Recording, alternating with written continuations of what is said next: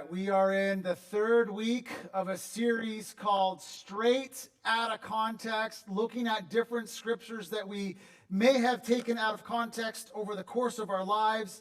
You may have had a scripture given to you or thrown at you, and the person that said it or threw it, they meant well, but perhaps it was out of context. And what we've been doing, just some of the verses or some of the concepts we were looking at that are out of context from the Bible is, let your conscience be your guide. Like, that's not in the Bible. The Bible doesn't say that. The Bible doesn't say forgiving means forgetting.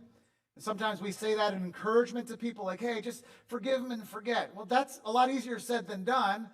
And sometimes that holds people back from forgiving because they can't forget what was done to them or taken from them. We talked about everything happens for a reason. It's not in the Bible. And I know where that scripture or that thought comes from. We know that God works according to his plan, all things together for good, who have been called according to his purpose. That's not what that means. Or this one, God will never give you more than you can handle.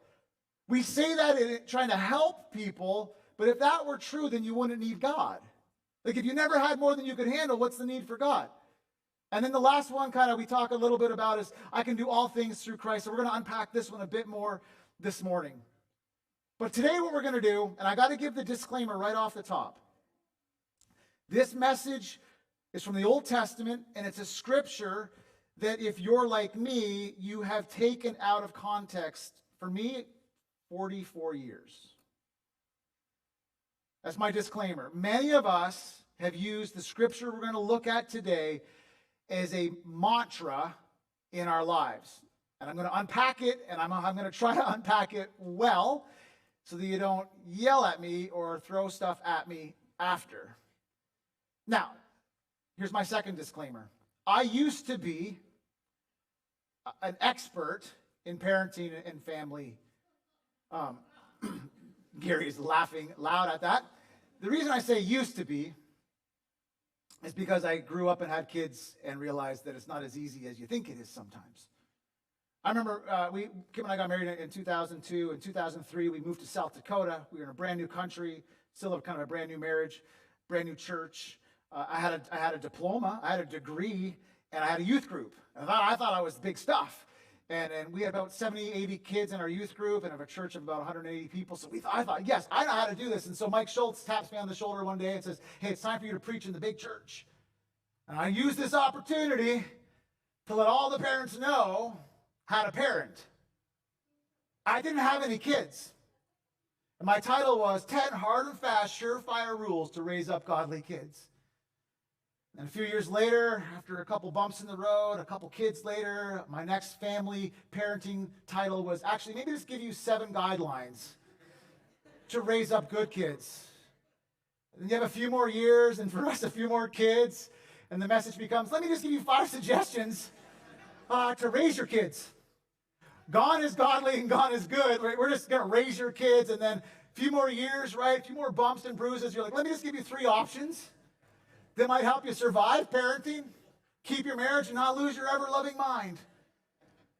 And we laugh at that, and it's true. Like, when you're young, you think you know everything, and you judge parents. You're like, I wouldn't have done that. And then you have kids. You're like, no, get that one. Totally understand why they did that. And the reality is, and if you're like me, there's this moment where you realize that when you can look back, hindsight's always 20/20. But when you're in the middle of it, specifically kind of marriage and family's forever, so this is applicable to all of us. When you're in the middle of it, sometimes it's not looking back. Sometimes it feels like a battle. Sometimes it feels like a struggle. And the verse that we throw around to help people or maybe to encourage people when maybe family goes off the rails is a verse in Proverbs 22. And it's a verse we tell people, hey, train up a child in the way they should go, he or she, and when they are old, they will not depart from it. Let's be honest. How many of you have quoted this to yourself or to somebody else? I'm going to do a double. This has been a mantra in my life. We're going to unpack that it's not what you think it means. This is a proverb, not a promise.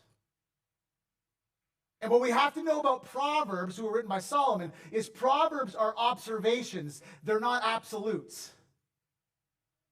Now, some of you biblical theologians are like, wait a minute. And some of you, maybe newer people, are like, I thought the Bible was true. You're telling me it's just an observation? The Bible is true. In fact, every scripture is God-breathed. And every scripture is useful for teaching, correcting, rebuking, and training in righteousness, so that those who would be servants of God, who have said yes to Jesus and honor God and obey God, may be thoroughly equipped for every good work. But a proverb is not an absolute promise. A proverb is an observation. We quote scripture like every scripture is a promise for us today. And it's not. Like, look at this one, Jeremiah 29:11. I know people who have this tattooed on their arms and on their bodies because it's a promise from God. I know the plans I have for you, declares the Lord. Plans to prosper you and not to harm you. Plans to give you a hope and a future. It's true. But it wasn't written for Dan in 2024. There's hope in this, that God does have a future for me and my family, and he doesn't want to harm me, but it wasn't written for Dan in 2024. It wasn't even written for our church in 2024. It was written by Jeremiah for the Israelites to be removed from exile, and God said, I have a plan. I don't want to harm you. We often forget verse 12 when it says, then, because of this, you will call on me and you will pray to me and I will listen to you. We have to take the Bible in its entirety in context.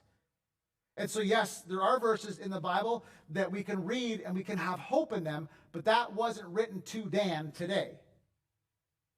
That's why Proverbs 22, verse 6 is an often out of context verse, and we're going to unpack that.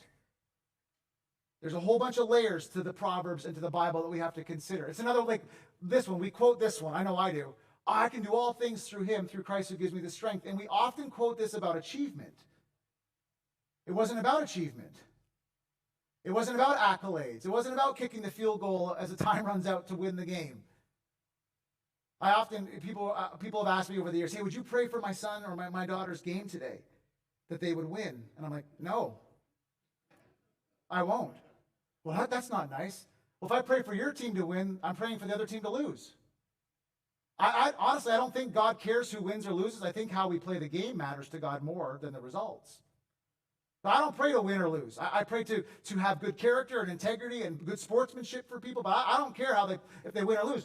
And we quote this, well, I can do all things through Christ. Paul was actually talking about contentment because the dude was shipwrecked, bitten by snakes, hard pass on that one, put in jail, stabbed in the back by a best friend, written off, arrested, and he's saying no matter what I have or don't have, no matter where I'm at or not at, I can do this. I can be a Christ follower and honor him and be content through God, through Jesus, who gives me the strength to do it.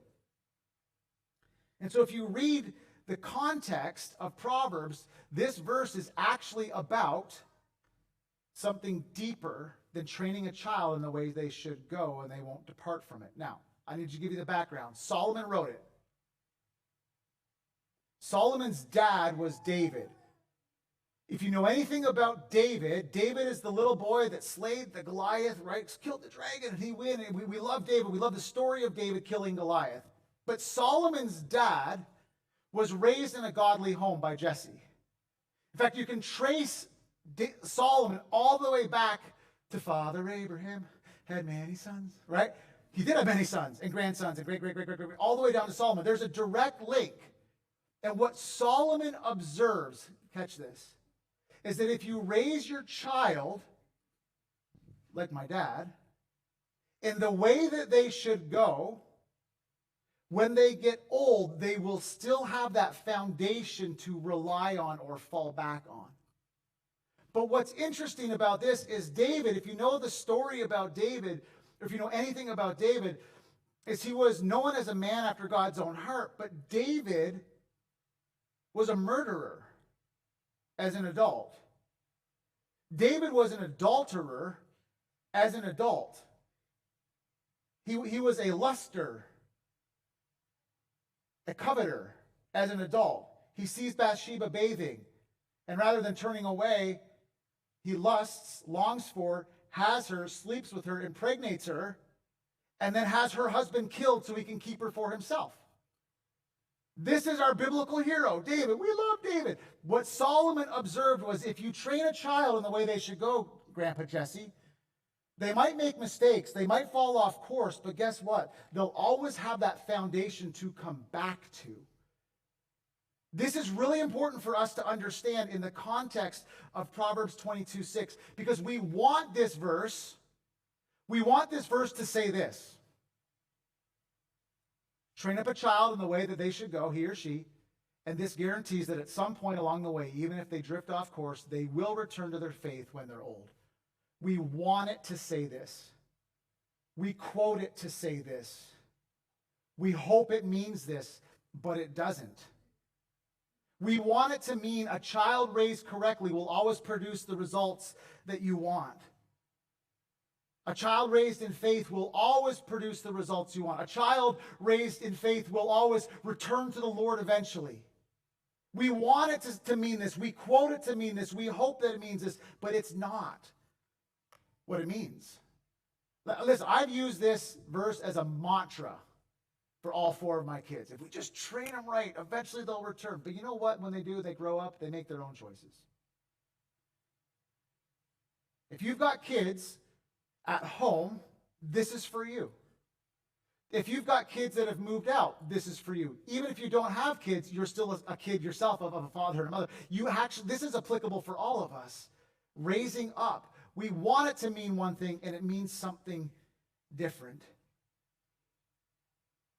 The bottom line, what Solomon observed from his lineage and his heritage was that when you put knowledge, biblical knowledge, godly knowledge inside of a child and you raise them up, that will always be with them, but they have to choose for themselves.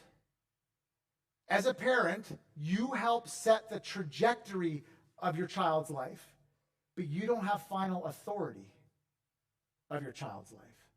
Don't you just wish, I know I do, don't you just wish you could control your kids and make them do everything you want them to do? You can't. You don't have final authority.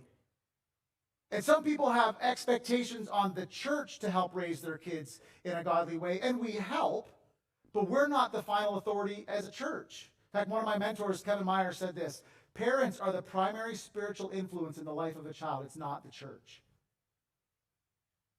So we come to church for an hour a week, but there's 168 hours in the week. So we only get your kid, or we only get you as a kid, because we're all kids, for 1 hour. There's 168. We're not the primary spiritual influence at the church. Parents are. We take the scripture out of context to mean something that it doesn't. There's a pastor named Dave Miller with the SBC Voices Coalition, and he said this. He said, Proverbs 22:6 is not a promise to parents who raise their children properly. It's actually a warning to those who allow them to grow up without guidance, who raise them to go their own way. Children left to their own way are not likely to change. They'll become adults who go their own way, the wrong way. Interestingly enough, Solomon observed a few verses later that folly is bound up in the heart of a child. So Solomon obviously recognized that children don't tend to make the wise choice on their own. It's our job as parents, but it's your job as parents, right? Because you don't control my kids. I don't control your kids. We just help set the trajectory of their lives. And as a parent, I wish I could protect my kids from all the hurt. As a parent, I wish I could protect my kids from all the pain that they're going to experience and all the betrayal. But I can't. A few years ago, Kim and I were just, as 2019, we were just going through some church hurts. We had been hurt by a church, and we had been hurt by district leadership, just felt abandoned and betrayed. And I remember walking in the backyard of our house in Michigan, and I was pacing in the backyard, and I was talking to my dad, and we were both crying. And I remember my dad saying to me, son, I wish I could take the pain from you, and I wish I could take the pain for you. I wish I could take the hurt from you and the hurt for you. Listen, I wasn't 8. I wasn't 18. I was like 38. And my dad was still dadding Because the heart of a parent never ends, but neither does the heart of a child. And what Solomon is saying is there's folly. We don't make the right choices on our own. And as parents and as spiritual parents, what's interesting is a few weeks ago we had a baby dedication, and one of the commands of the Wesleyan church discipline, so to speak, is we ask the parents to train up a child, right? But then we ask the church, you actually have a help in this. You get to come alongside and support and encourage as church people supporting this family. But the root word of train up actually comes from the Hebrew word shanach. I didn't just clear my throat. That's how you say it. Shanach. You really kind of got to growl. Why don't you turn to your neighbor and just say shanach? Go ahead and do that. And you just smelled their coffee breath. You're welcome, right? Shanach. It means to dedicate. It means to inaugurate. What Solomon is saying is to train up actually means to shanach. It means to dedicate and inaugurate your children in the way of the Lord. And when they become older, and you help set the trajectory, but they make their own choices, they will always have that foundation to fall back on. They can always return to it. And without getting kind of too deep into the weeds, we have to understand that the Bible is a culmination of Jesus. Everything in the Bible points to Jesus, and Jesus points back to all the scriptures. So one time in Mark chapter 12, Jesus is asked by a religious leader, what's the greatest commandment? You might be familiar with it in Mark 12. What's the greatest commandment, Jesus? You're so smart. Jesus responds back, Hear, O Israel, the Lord our God, the Lord is one.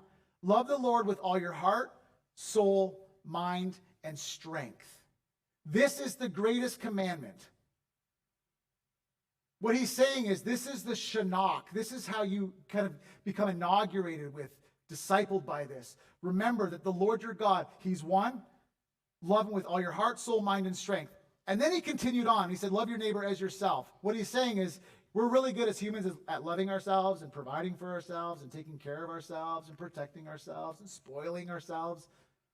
Do that for others too. So love God with everything that you have, and just as much as you love yourself and serve yourself and honor yourself and give yourself the stuff that you want, do that for your neighbor too.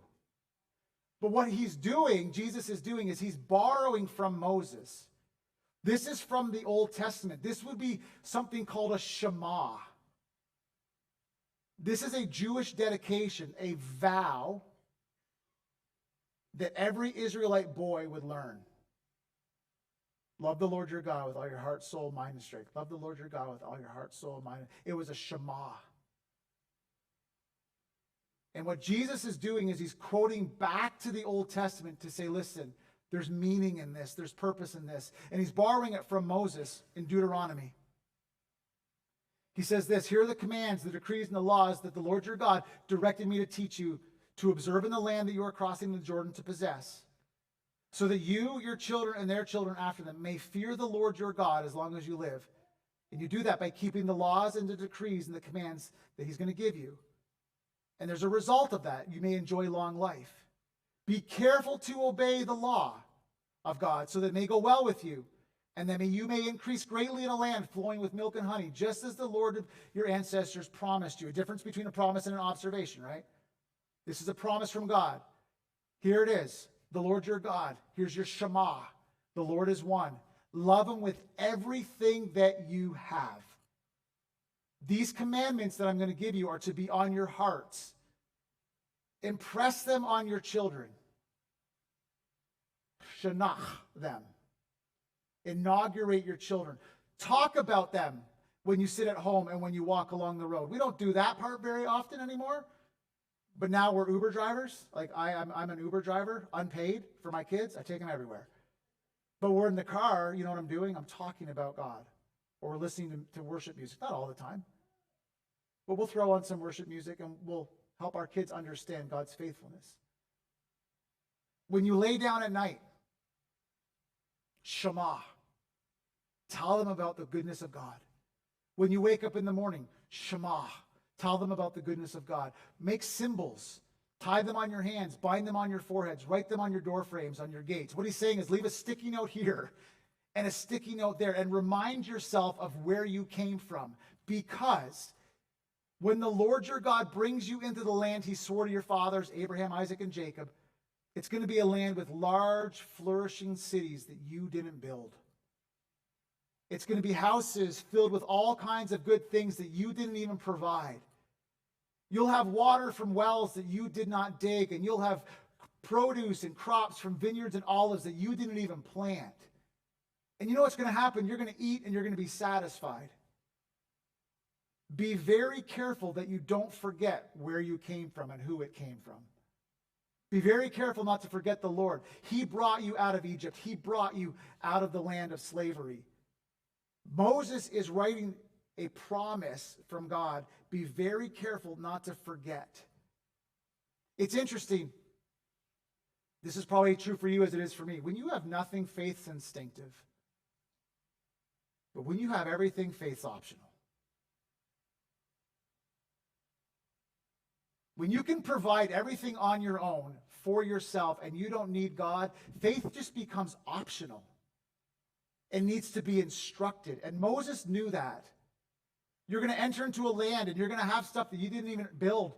You didn't dig the wells. You didn't plant the vineyards or the crops. You're going to have it all because of God's kindness. Don't forget God. It's going to be really easy for you to think that you got it on your own. Shema. Remind yourself when you lay down and remind yourself when you wake up of who God is. Impress it on your children. But just because we raise our kids with godly values doesn't guarantee godly adults. And I wonder if there's some of us in the room right now that can be freed up from the guilt you've carried for years because you did raise your kids up with godly values and godly morals. And you helped set the trajectory of their life. And when they became adults and made choices for themselves and by themselves, they went the other way. And you've carried the guilt. It's not yours to carry. Just because you raise your kids with godly values and standards and morals and ethics doesn't guarantee they're going to be godly adults. Because they all have the same thing that you and I have, free will. Could you imagine if God forced every child of his, all 9 billion of us, to love him? That's like kidnapping. He doesn't want us in his family against our will. He doesn't make you become a Christian, a Christ follower. He doesn't make you accept Jesus' forgiveness and death on the cross. That's not who God is. He doesn't force us to do anything that we don't want to. That's called free will. We all have free will. Your son or your daughter that you grew up in the church and grew up in faith and grew up with Jesus, just because you did that and they walked away doesn't mean they're going to be godly adults. They have to choose right from wrong. They have to choose to obey or disobey, to honor or to dishonor. I wonder if some of us can kind of take this moment and just remind ourselves, I got to let God be God, and I'll be my child's biggest cheerleader. I'm going to let God be God, and I will be my child's biggest prayer warrior. I'm going to let God be God, and I'll just be my child's biggest supporter and encourager, and I'm going to come alongside and love them because I'm the father or I'm the mother, and that's who I'm going to be. But I can't let God be God and me be God at the same time. Your son or your daughter has to choose. And you know what's interesting about this is I have 2 older kids that we're allowing to kind of figure out their own lives. And then I have a 9-year-old and a 7-year-old. Kim and I have 2 younger ones as well, right? We've got the older 2 and the younger 2, and we still have some trajectory influence on the younger 2. But my older one's it's going as a sophomore in college, and then second oldest one's a senior in high school. They're beginning into that adulthood phase where I just have to say, we've trained you. Now you have to choose that too. I can't control you. It's the biggest battle a parent faces. The other biggest battle that we all face is what I call acting or authentic. If you say you're a Christian family and you don't prioritize God, you're acting and you're not authentic. and your kids will notice that. If you say you're a praying family, but you never pray, then you're acting and you're not authentic about it. And your kids will notice that. If you say you're a giving or a serving family, but you never give and you never serve, what they see you doing, and we talked about this last week, they see you acting, it's the hypocrite, it's this acting from within. You're saying one thing and doing another. And some of you grew up in a home like that, where your mom and dad said one thing but did another. The mantra in your house might have been, do as I say, not do as I do. I'll be very candid. Today's a hard day for me. It's my dad's birthday. And he's gone. But he was a do as I do dad. He was the most authentic, kind, gentle, patient role model that I needed in my life. Because I was a loose cannon. An untamable stallion. That's what somebody told me one day. And my dad was a do as I do. Watch, Dan, how I treat your mom. Watch, Dan, how I treat others. Watch, Dan, how I love. Watch, Dan, how I pray. Watch, Dan, how I give. Watch, Dan, how I serve. Some of you grew up in a home where it was do as I say, and I'll live how I want to live. And it's rattled you. It's rattled your faith. I just want to tell you, you're in the right place. As you wrestle down your faith, and you wrestle down what it means to be a real follower of Jesus, you come in with baggage from home, but you're in the right place. We'll wrestle it down together. And so a few years ago, I preached a message called 10 hard and fast surefire rules to raise up godly kids. And then it became 7 guidelines and then 5 suggestions, maybe 3 options. I think if I was naming this message today, if I had to give it a title, it might just be simply this: with the wisdom of God, do your best to raise your kids to honor and obey him, not just honor and obey you. With the wisdom of God,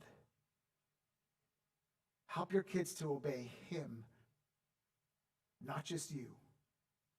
Because eventually they're going to grow up, move on, move out, and they don't have to obey you anymore. Do your best to help them obey him. So we've got a couple minutes. I just want to put some practical handles on this. This is a hard message for me to preach, I'm not going to lie. But I want to put some practical handles on this. How many of you grew up in a church or in a home or a construct that had this list or something similar? Jesus is first, Jesus is first, Jesus is first, then family, then your work or your money. And then you can kind of fluctuate these and flip them around. But here are your basic components of your life. Anybody grow up with Jesus first, Jesus first, Jesus first? Am I just alone? Many of us did.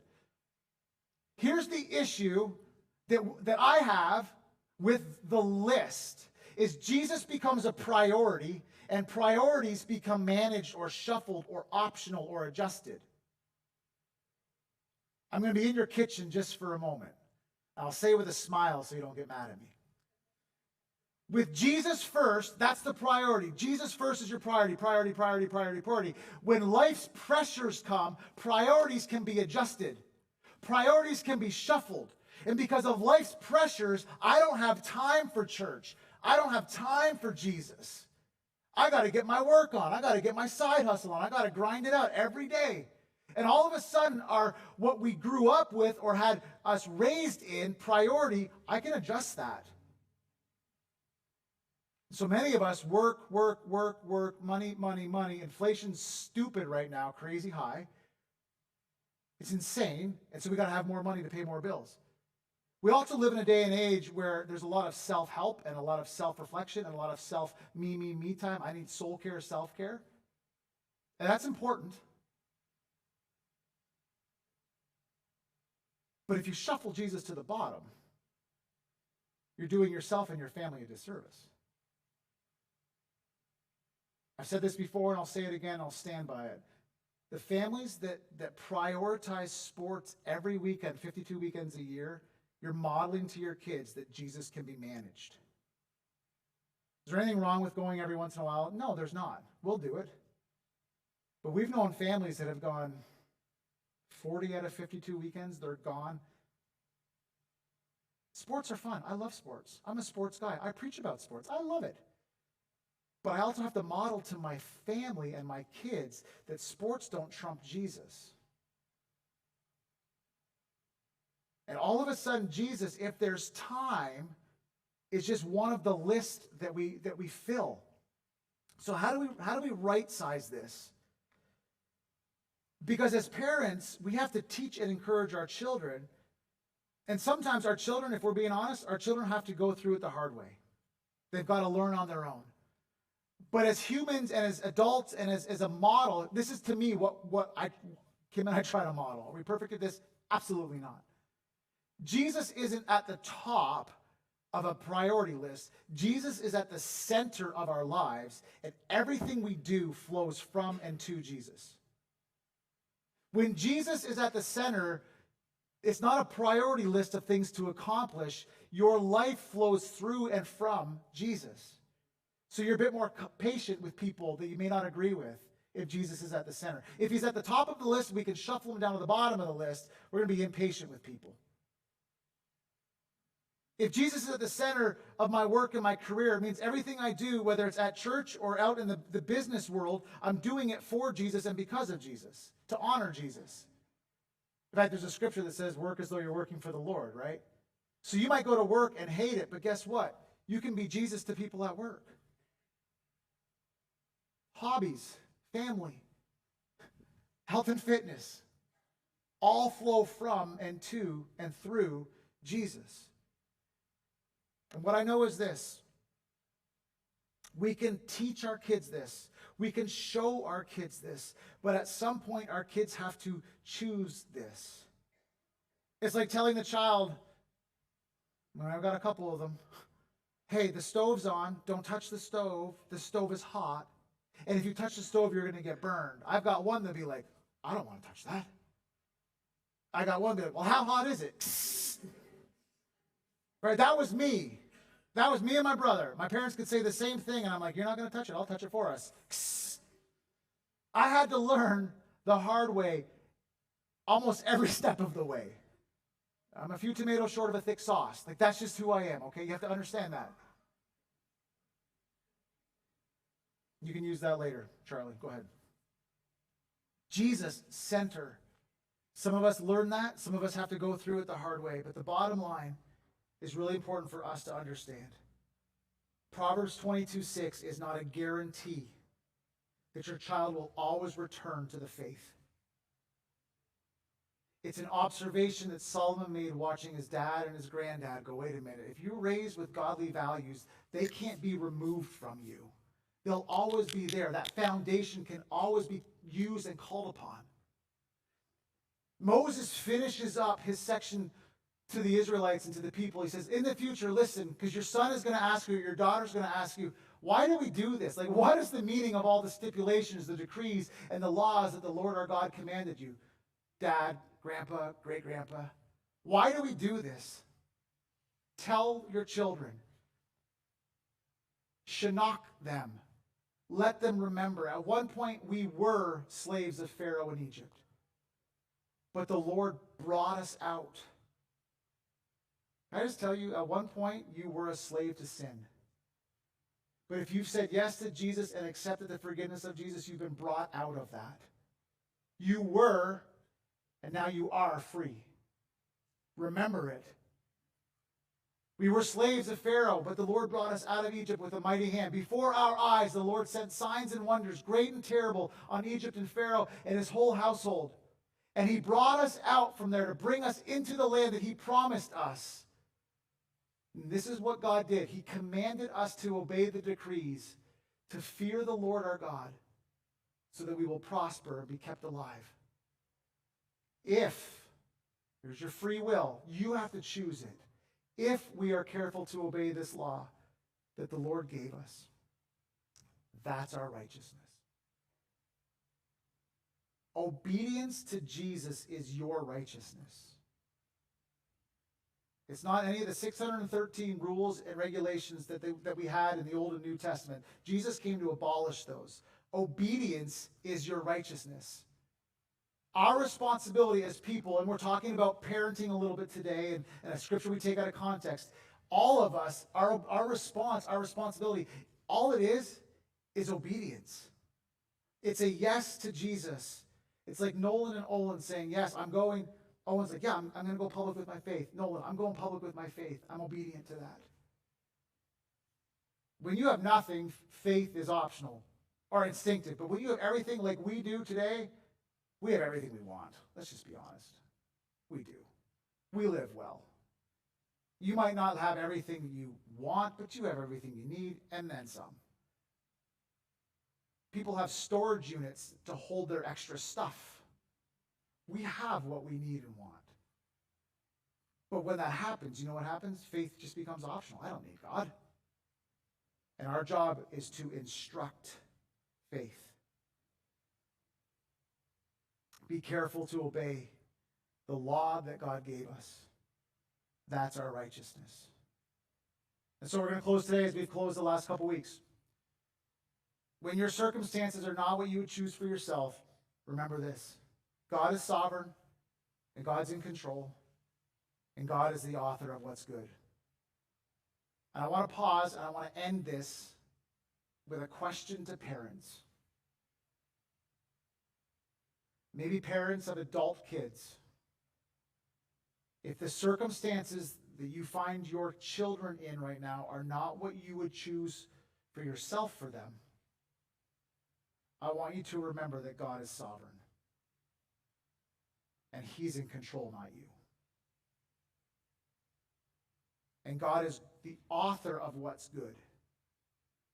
And as parents, I want to protect my kids from all the hurts and all the pains and all the betrayals, but I can't. And I have to remember as a dad, God is sovereign and God is in control. And as my two older right now crest into adulthood, I gotta let God be God, and I'll be their biggest prayer warrior.